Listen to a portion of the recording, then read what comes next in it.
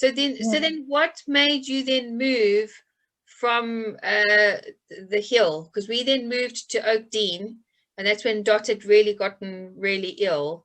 Yeah, that's correct. And Yeah. then I know Dot couldn't work anymore. So we then moved to Oak Dean, which was about 20 minutes from the hill, wasn't it? It wasn't that far. It was about 3 minutes. It was very, very close. Yeah, but it was a very different suburb to the hill. It was more affluent. Yes. And it's, obviously, I mean, bigger rooms, and it was more of an investment. Yeah. If you move to a better area, then you'll return when you eventually sell. The percentage of profit is a whole lot bigger and quicker. And so I have to tell everyone the story about those friggin' la-di-da birds or hardy-da birds that sit in the tree, and it'd be in the summer, and you go caw, outside, and in my pajamas, and I don't know if the neighbors would see me screaming at the birds, waving at them, waking us up in the morning.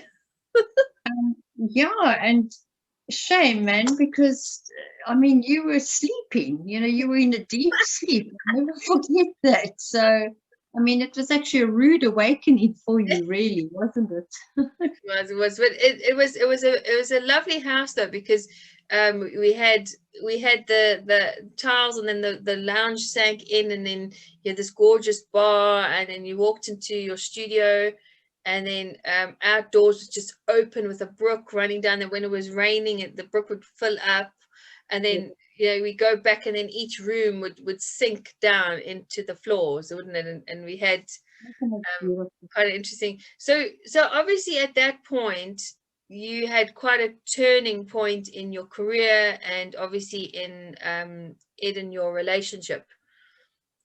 Yeah, so I think just as we moved into the house, I mean, it was scary because, we at the house, our bond repayments were a whole lot higher.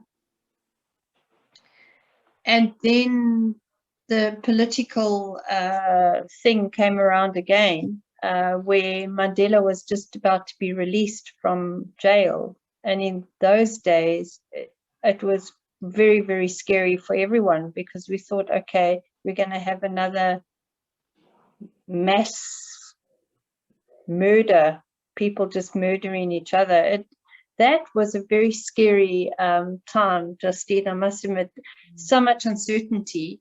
And once again, a lot of the companies just folded in again. There was a crisis, a huge, it almost became a state of an emergency in our country. I remember that time. Yeah, it was really scary. So the jobs that the companies were providing me, it all froze up and said, sorry, we don't have the jobs for you anymore. And I was on contract as well. So the opportunity for me to earn money from all the different clients just froze overnight. Yeah. And, looking back, I think our stress levels were so palpable. We were in so much stress that we just had to survive from 1 minute to the next. And then I realized once again, okay, I'll have to drop my commercial art.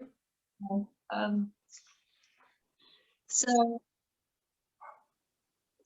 what had happened was I just I don't know where you were, but I think I just had to have time alone, and I sort of locked myself in the studio, and I said, please, I just need a day to calm down and sort out my life. Justine, it was really scary because people were gathering food and crawling into bunkers because they thought that, people were going to be attacked in their own homes. Yeah. And we were at war, really, people were at war with each other in our own country. Yeah. And well, what can I do? Okay, Mama Birdie, right, go in survival mode. And then designing these ethnic pieces out of wood and materials and clay. So they're almost like mini reliefs, so two-dimensional sculptures. And approached a company and they said, geez, we've never seen anything like this before. And this company was a framing company, so he framed it beautifully. And then it was put on the Decorec show, the very, very first Decorec show in Gallagher Estates. And Mandela and his entourage, I think it was Cyril Ramaphosa, who's now the president now, Toke Sikwale, they bought that ethnic type, relief thing. And so it was start of a new business. And I remember Mandela phoning you. We have to tell the story about Mel, though. I mean, that was absolutely hilarious. And obviously, Mel Miller is a comedian in South Africa, and he could mimic Mandela's voice. And he used to phone my mom, and he used to obviously tease my mother and go, "Hi, this is the president phoning you." Yeah. Obviously, I can't do Mandela's voice. I mean, he was so unique, wasn't he? And and then you'd go, "Yeah, hi Mel, yeah, fine, fine." And then Mandela phones you one day. Tell everyone what you did. Oh my word, tell everyone. Yeah, so Dottie died, and before Dot died, she was in the same hospital as Mandela, and she was just such a special person. And I had bought her a book that Mandela had written called Long Road to Freedom, and I bought her the book and placed it next to her bed in the hospital. And because Mandela was down the corridor, they took the book to Mandela and asked if he can just write something special for her, and he still said no, he would like to go and see her. Yes. And that's how they started a friendship over a couple of months. And then when she did pass away, I thought it would be nice to convey the news to him, because according to Dot, they just got on so well, and they shared the same birthday. So that was amazing. And then I managed to tell a friend of a friend of a friend of Mandela's, what had happened. And then I get this phone call in the morning. Okay, so what Mel did, our comedian friend, was he made a recording for our answering machine and said, "Hi, this is Eddie and Laura's residence, and we're not here," in Mandela's voice. So when Mandela phoned, Mandela heard his own voice. And something just made me sort of interrupt that voice recording, because I thought, Dottie has died. It might have been a friend of Dot, and then it was Mandela himself.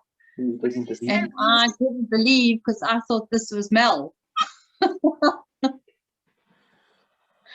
And luckily, well, me being in the mind frame of I'm now mourning, so I didn't have much of a sense of humor. I just went, yeah. The very casual kind of disrespectful, couldn't care kind of, yeah. And then after a few syllables, I realized, no, wait, whoa.